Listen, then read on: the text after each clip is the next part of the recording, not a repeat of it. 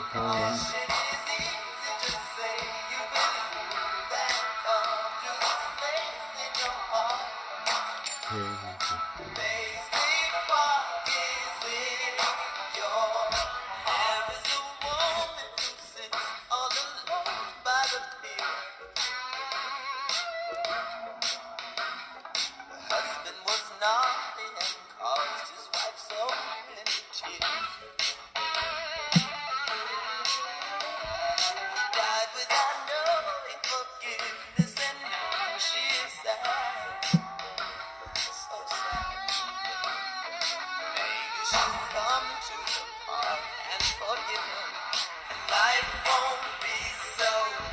And Paisley Park.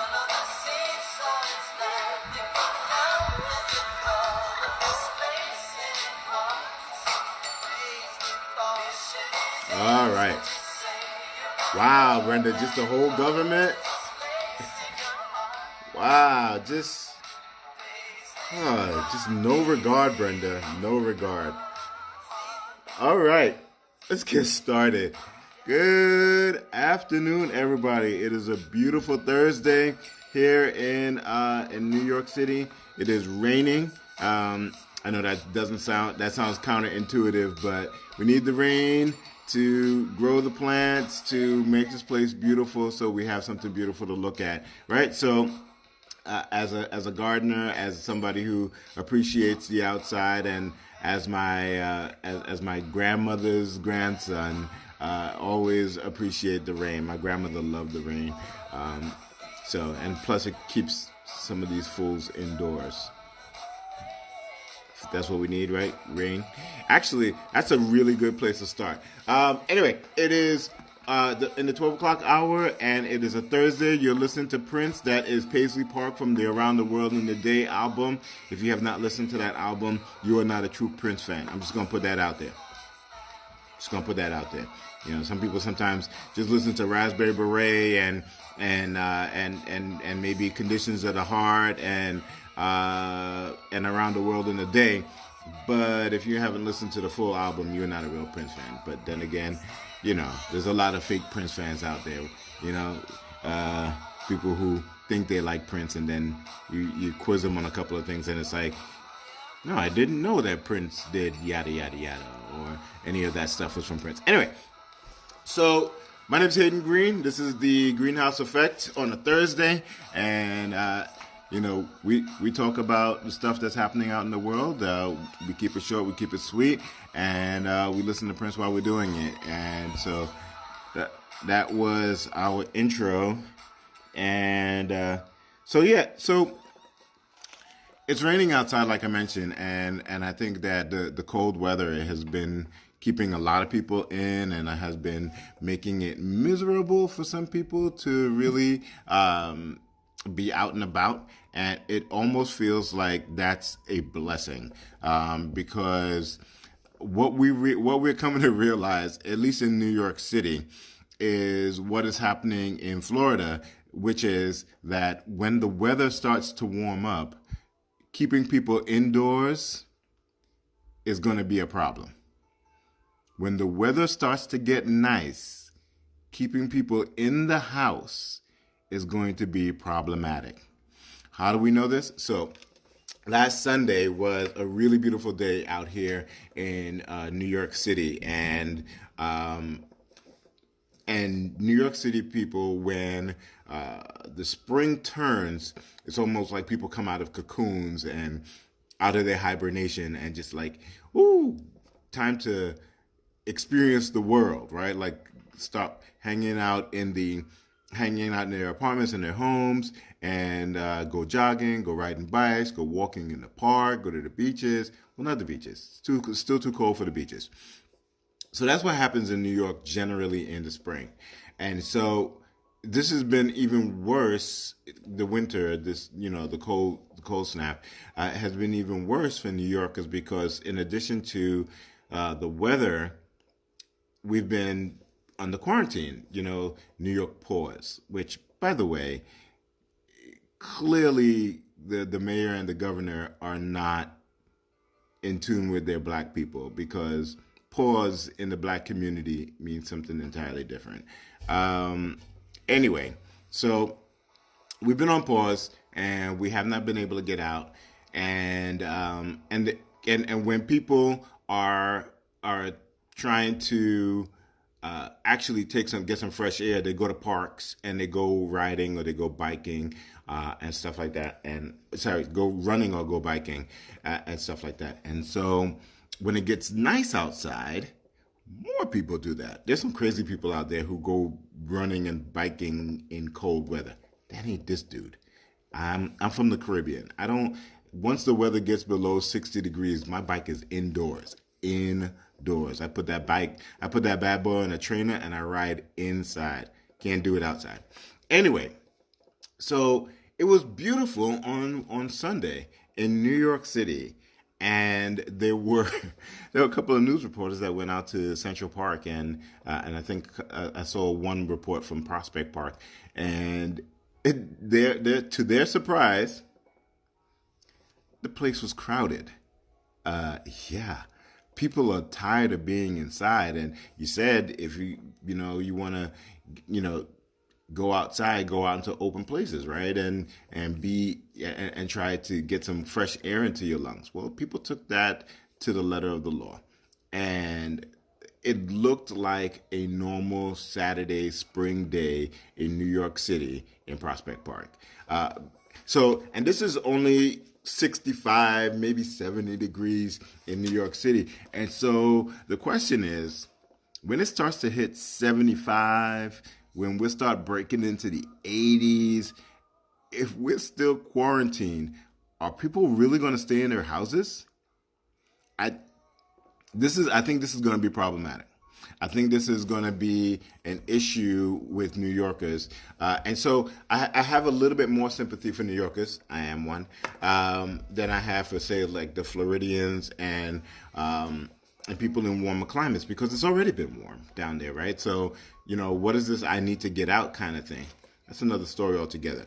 But in New York, I can understand where it's like you've been cooped up in your house all winter long, in addition to the fact that even if when you did go out, it was freezing, right? And we had a really bad spat of weather, bad in terms of trying to cold and damp. Like that's miserable weather, right? You get out there and it feels like it seeps right into your bones.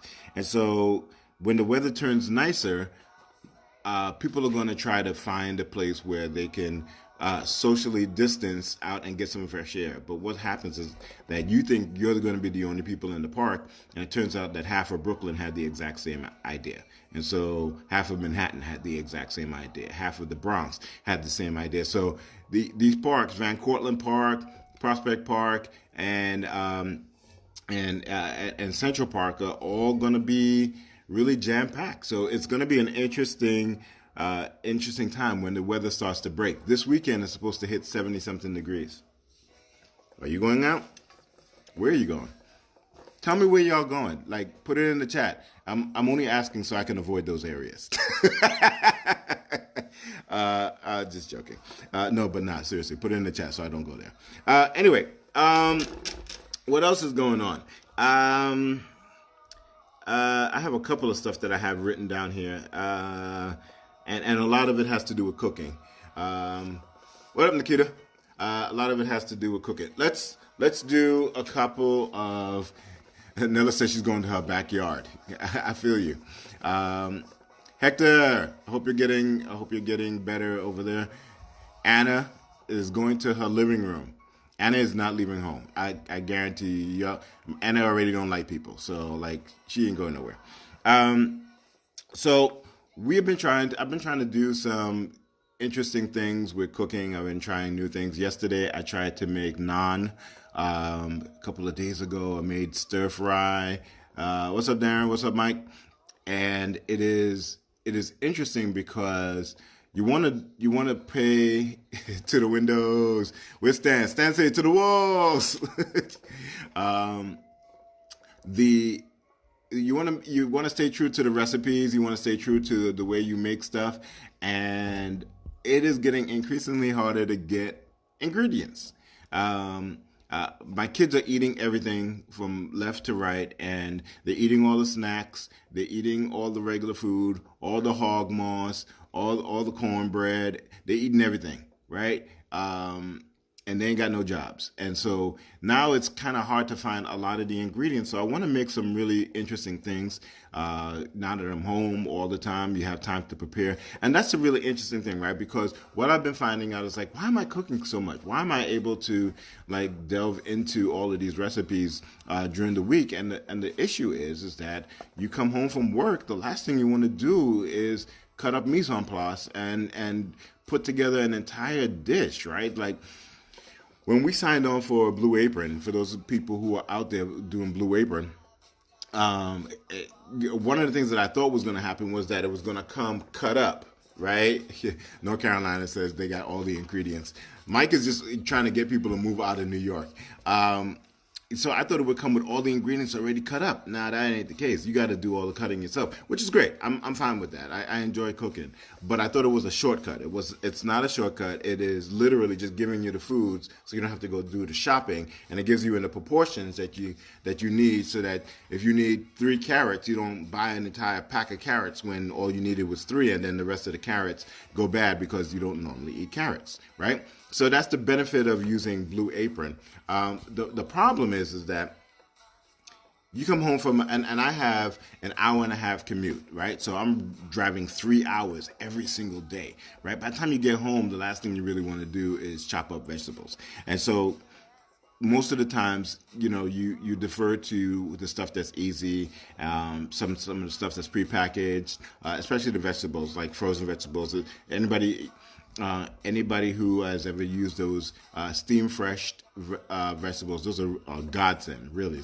Pop them in the microwave for 6 minutes and you got steamed vegetable. That's awesome. HelloFresh, the same thing, right? You're making churros this weekend, Nikita. While I'm talking, put in what it is that y'all are experimenting. What are y'all making now that y'all are home?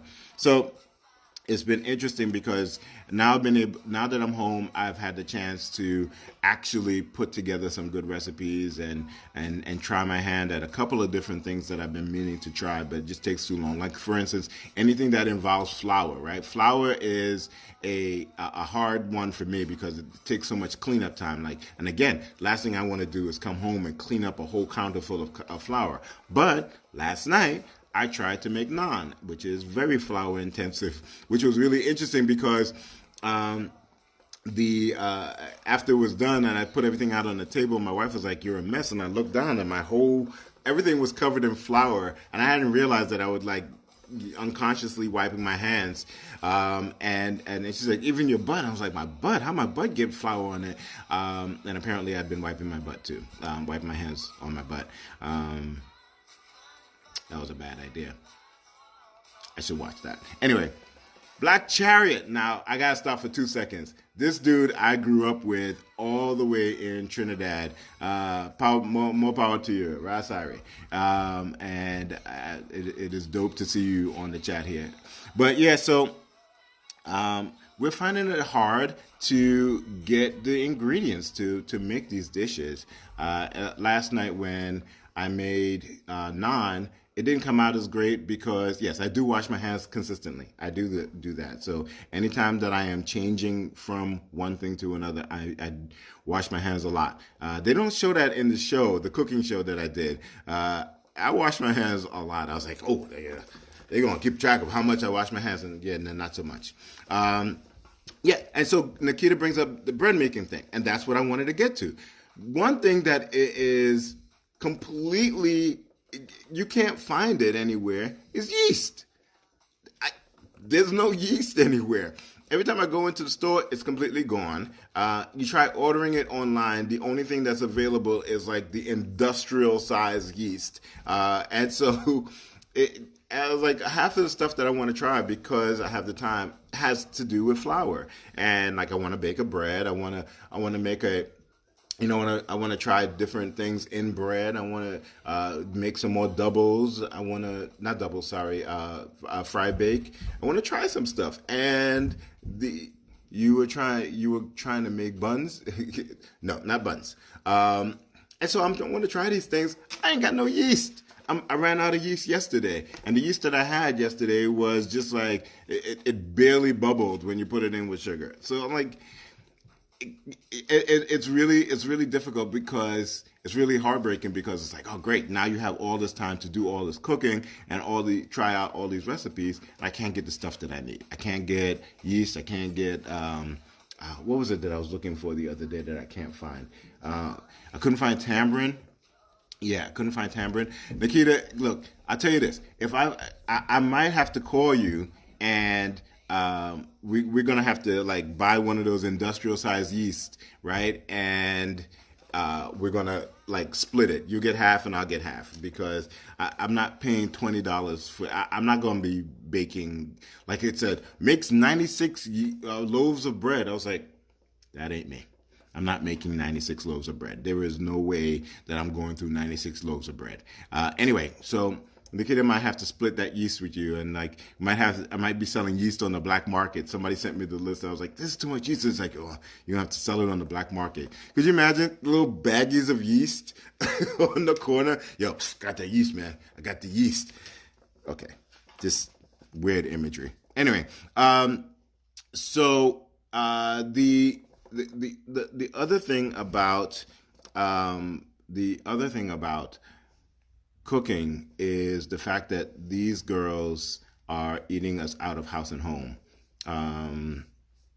No, they're eating us out of house and home, and they have been mean to me. I need y'all to come get them because they've been mean to me. And 3 days in a row, 3 days in a row, they have. Oh, send me that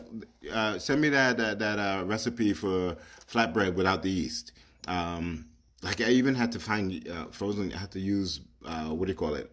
Cream cheese instead of yogurt in one of the in one of the recipes. So so they've been mean to me. Like they won't eat anything except the stuff that I saved for myself for lunch the next day.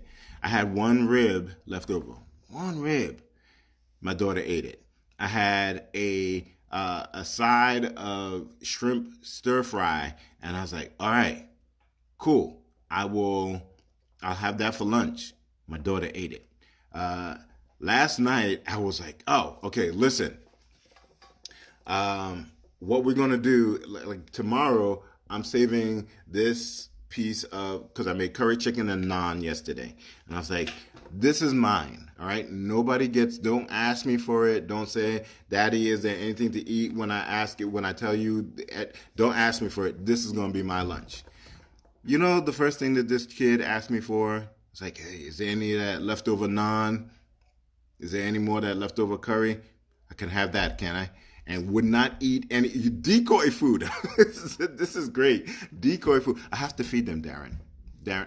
There's this whole thing where you gotta give them food in order for them to survive, and like they kind of come for you if you don't feed them. So yeah, I have to feed them. Anyway, so the whole point is that they've been mean. They're eating all my food, and I don't like it. I don't like it at all. Ribs over the weekend. All right, Nay, you're gonna have to drive by and put like a little rib container on the front porch. We're good. But like I'm trying to, I provide for them. You know, I give them the good food. They get nice dinners and breakfast is great and all the rest of the stuff. I'm like, but just leave my leftovers. You ever get home and you're like, I left yada, yada, yada in the refrigerator.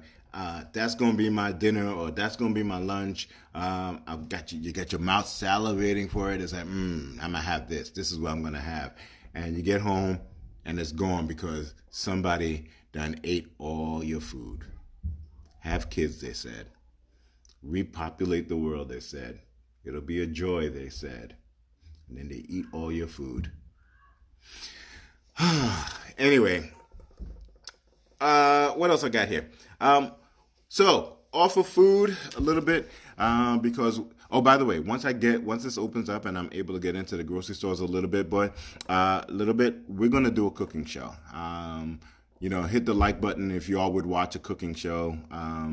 So we got a couple of things coming down the pike. We're gonna do a cooking show on Saturday. Those of you who are interested in photography, hit the like button if you are interested in photography. Those of you who are interested in photography, we will be doing a photography workshop on Saturdays. We're going to do this every Saturday. We're going to start this Saturday with the basics of photography. So we're going to talk about what a camera is. Yeah, I know it sounds weird, right? Like, yeah, I know what a camera is. I don't need to know. Yes, you do. Remember that episode of The Cosby Show? I know it's taboo to reference The Cosby Show now, but remember that episode of The Cosby Show where Theo wanted to play the drums or wanted to play in a band, and he was like, back to data, and then his father was like, oh, no, in order to learn the drums, you got to go boom, back, boom, back, and like had to start from the beginning. It's the same thing with photography. If you're going to get to the point where you're taking chances and breaking the rules of photography and doing your own innovative thing, the first thing that you need to do is learn what those rules are, right? And so this Saturday, we're going to start with the rules. We're going to start with the basics. This is a camera. This is how a camera works. When you talk about a shutter speed, right? You need to know what that means.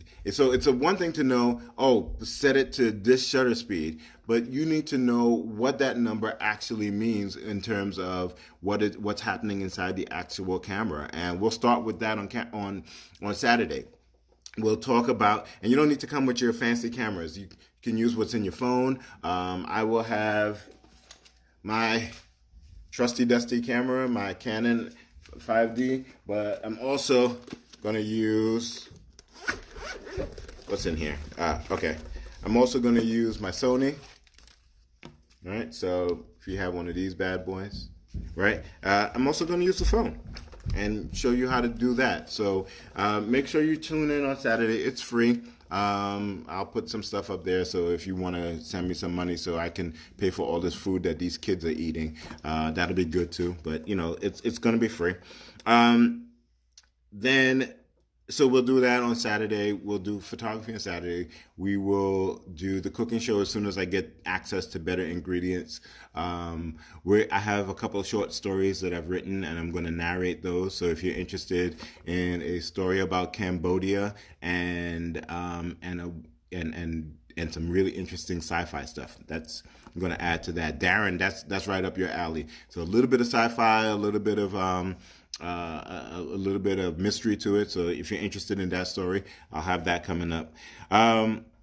So my question to you is, what are you coming out of the COVID with? Or more importantly, actually, it's not what are you coming out, because I feel like we've talked about that. Like, how are you coming out of this? Like, what's the better thing that you're going to be, or what's the thing that you're going to learn over the quarantine?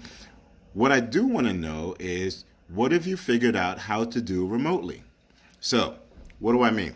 On Sunday, we tried out playing Mafia remotely.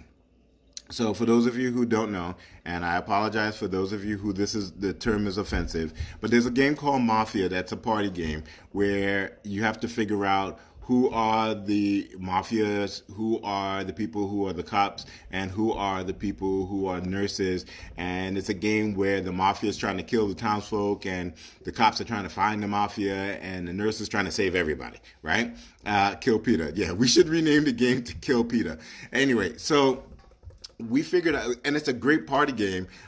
We play it in colleges. We play it in when we have game nights and stuff like that. It's a great party game. We figured out a way to do it using Zoom, right? So my wife also figured out, they're doing a trivia. So we do trivia. We can do trivia all the time, like Kahoot. So we figured out how to do that remotely. We've also figured out how to do. They've also figured out how to do what do you call the thing with the drawing? Pictionary, right?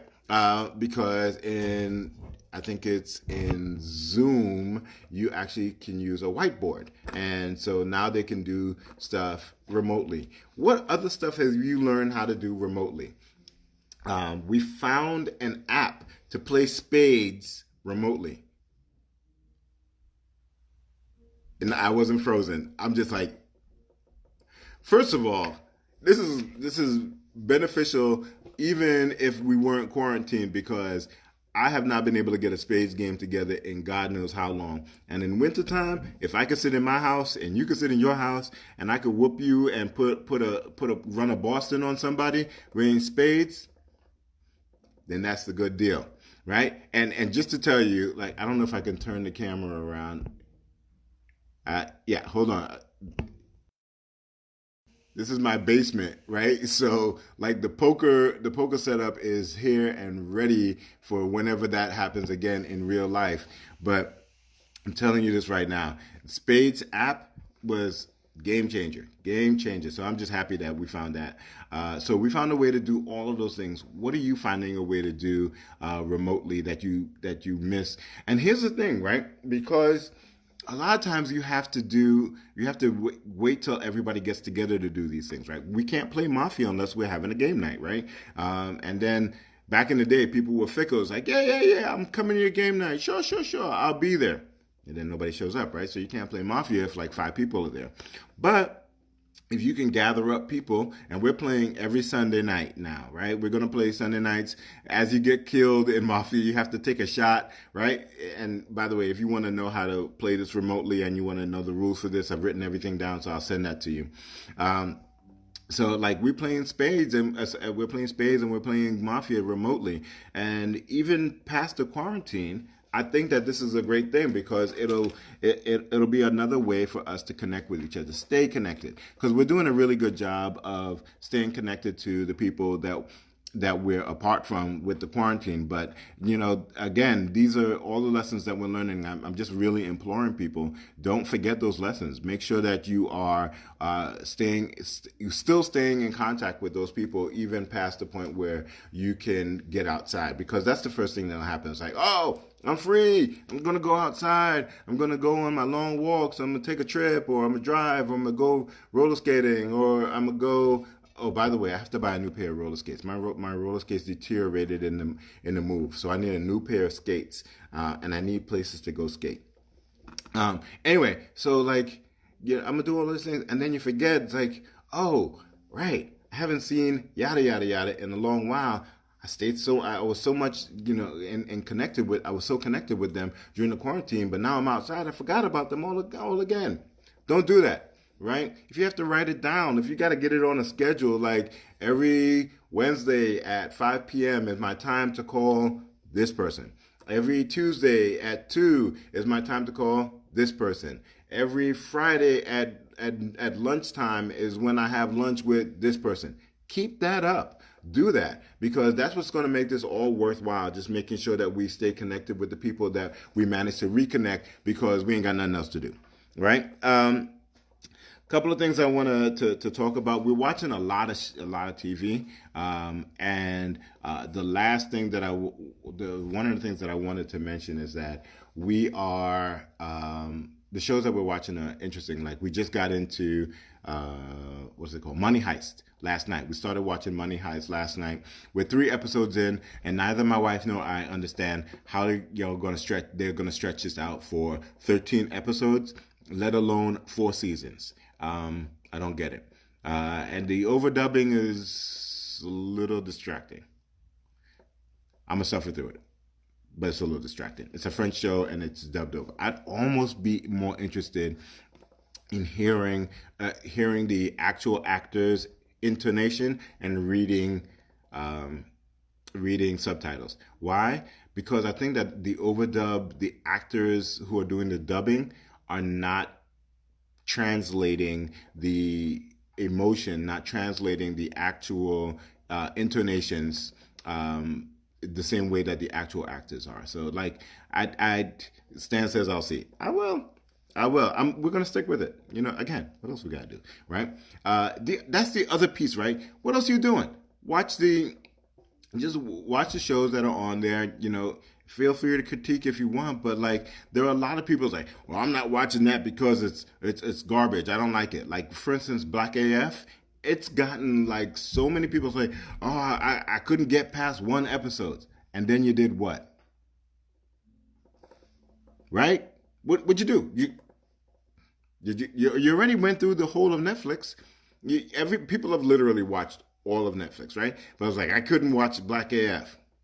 Okay. right? So then you turned on regular TV and you watch the news. Just watch it, right? Go through it. You're not gonna die. And I will say this: I enjoy Black AF. There, I said it. Come for me if you want. People are taking it way too seriously. People are being way too hypercritical about it. There's an article about whether or not black TV is impossible to satisfy. It's a romp. It's a satire. It's the man's actual life. If you think that the show is if you think that the show is unrealistic and you think that it is not properly cast, then you have the problem because that's that man's life. In fact, he's in it, right? So if you think he's acting badly or he's a bad actor, he's the person that it's portraying. So that's how he is in real life. This is my point, right? It's like people just get too caught up in things. And besides, like I said, what else are you gonna do? Just watch the show, right? Watch the show. You didn't like it. You didn't like it. But you don't watch the show, so you just go play solitary on the computer? People are just, I don't know. I can't get around it. Anyway, so we're watching that. We're still watching Westworld. I am thoroughly confused by Westworld. I'm very, very, very, very hesitant because if this thing turns out to be all of this was in another world and this whole thing was a ruse and this is just another part of the park, I'm going to lose it. Like, I will literally lose it and write angry letters. Yes, I said angry letters. Yeah, Westworld it's getting there. It's getting there. What show was we watching? Lost was like that. I was like, oh, if this is all if this is all purgatory, we're gonna lose it. I was like, no, it's not purgatory. No, they're not all dead. No, da, da, da. Then last episode, spoiler alert, they're all dead. It was purgatory, right? So, right, it's the same thing, man. It's like if you figure out Westworld, you're a genius. I'm kind of figuring out where they're going with it, what's supposed to be happening, but again, if the gotcha after all of that is that, oh, this was just another part of the park and this was in the mind of yada yada yada, I'm gonna lose it because you just wasted 3 of my years, or 3 seasons, right? So I'm I don't know. What else are people watching? We watched Unorthodox, which was interesting. It gave a really interesting snapshot into the Orthodox Jewish community, and it's set in Brooklyn and in Berlin. And so, we've been to both those places, and well, we live in one of them. I've been to the other one. And so it was really interesting to see places that we've been to and know quite familiar, quite intimately. And it's, again, a real interesting snapshot, a real peek into the world of the Jewish community, which has been in the news quite a lot over the last couple of days. Oh, yeah, Aisha's watching Tiny Little Fires. She wants me to start, but I cannot take Kerry Washington. I can't do it. I just can't. I stopped watching Scandal because of it. I just can't do it. I know. I just said, what are you going to do, right? Like, well, I still have other things to watch. When I get done with that, maybe I'll come back to Tiny Little Fires everywhere. Kerry Washington irritates me. But yeah, the Jewish community is coming under fire again. We read an article that talked about the fact that the Jewish community was just reeling from the fact that she did not that they were the rate of infection of COVID-19 in the Orthodox Jewish community was higher than the rest of the city. And it was not surprising to any of us because, well, in Brooklyn, that is, because we heard reports that during the time that everybody was supposed to be locked down, they were still having weddings. They were still going to synagogue. They were still congregating. And so in the Orthodox Jewish community, they were finding higher rates. And so I read the article, and the article was really interesting because one of the things that came out of this was that they viewed the edict to not go to synagogue as a another way of subjugation of the religion, right? And so they had heard that before, right? It's like you can't go to you can't go to the you can't go to the synagogue. This is the way we're going to keep your religion down. This is another way we're going to keep everybody away from each other, and so on and so forth, right? So there was there was a real fear that that this was all a ruse, right? Oh, this is another way to keep the Jews down, and you know, and again, I'm not. This is not meant for to be anti-Semitic. I'm really just quoting what I'm reading in the article, and so they were like, no, we're just going to go continue to live the way we live. And then they started finding out that their rates of infection were higher because they were not socially distancing, and bodies were piling up in the Hasidic community. And this article comes out. They know what's happening, and the guy, their lead rabbi, dies from COVID-19, and then they have the largest funeral ever. I don't know. I don't know what it's going to take for people to realize that this disease is serious. I don't know what it's going to take for people to realize that the disease has no desire to separate people by religion, by race, by socioeconomic class, although socioeconomic class absolutely has been a factor in who gets infected and who doesn't get infected, especially in New York City. But, like, y'all saw that this dude, your chief rabbi, one of your chief rabbis, passed away from this disease, probably because he was continuing to have synagogue services in synagogue. And what do? Y'all congregate around him and around and amongst the same community in mass. I was like, somebody has got to get. We've got somebody inside of that community has got to be the voice of reason and say, it's like, all right, we got to stop, or else we'll wipe ourselves out, right? And it's such a closed off, close knit community. They're not going to listen to anybody outside of their community, and it's really important that somebody inside of that community is like, hey, listen, I got an idea. Let's stay inside. Somebody's got to do it. Somebody's got to be the person. But I am not part of the community. I don't begin to portray that I understand what's going on. But that's just my opinion. I think somebody inside the community has got to be the one to say, it's like, all right, we got to change our ways. We got to change what we're doing. All right, I'm going to end today with a Megan Thee Stallion point of view. Yes, Hayden Greene, old fogey, a boomer to my children. Yes, my kids are calling me boomer. Yes, my kids are calling me boomer.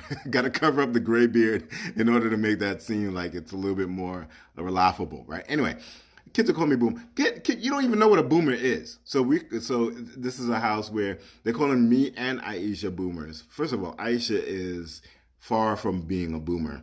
And they're calling me a boomer. So it's the boomers against the zoomers. So we're calling them zoomers. They're calling us boomers. It's absolutely hilarious. And no, it's not funny. No, they need to stop calling me boomer. Anyway, so my kid, yes, it was HC. Who else do you think it is?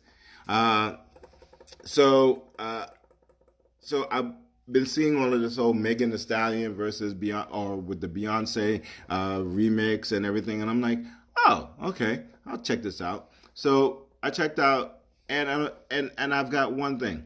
It's a good song, and it made me angry because why? Beyonce, leave something for other people. What the hell?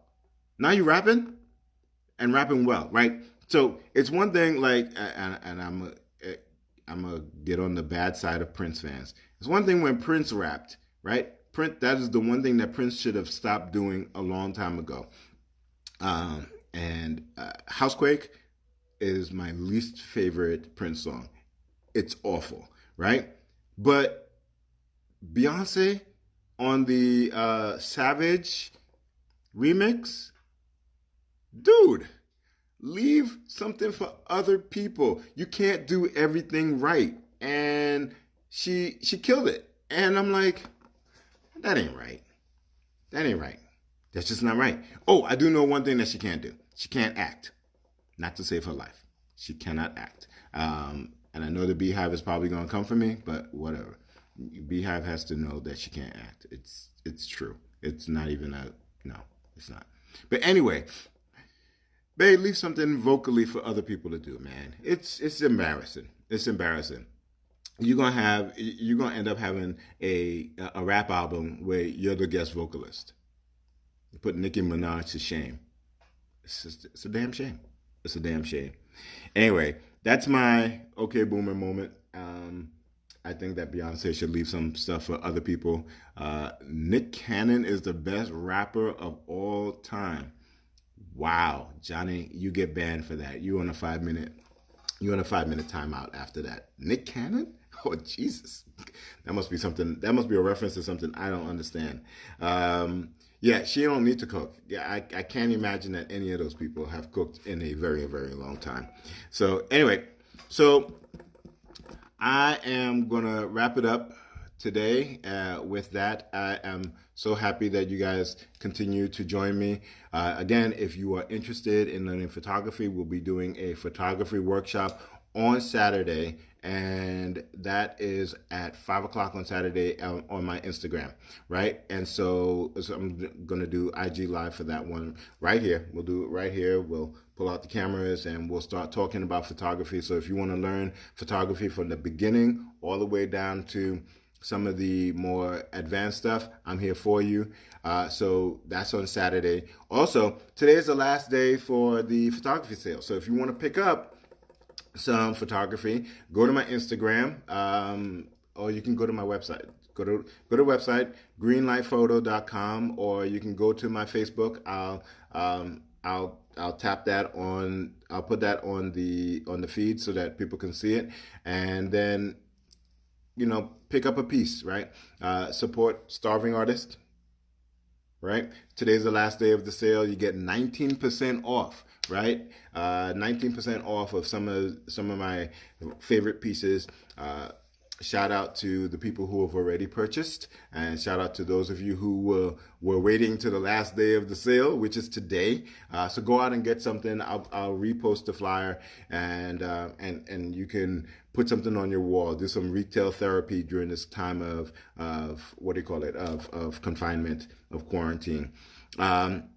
So look at that. Look out for Saturday. Go get yourself a piece of art, and then other than that, I will be back here on Thursday, and hopefully Vinny will have done his taxes, and he'll be on time next week. And then I will, yes, be starving. You know why I'm starving? Because my kids are eating all my food. If you were here earlier, you would have heard the fact that they eating all the food in the house, right? They're not leaving anything for their father, which is rude and unconstitutional. Just rude. Anyway, so I will see y'all next Thursday. Y'all be safe. Reach out to those you love. Say a prayer to everybody who's in hospital and fighting this disease. And keep your head up. Keep level. Keep sane. And I'll see you next week. Peace.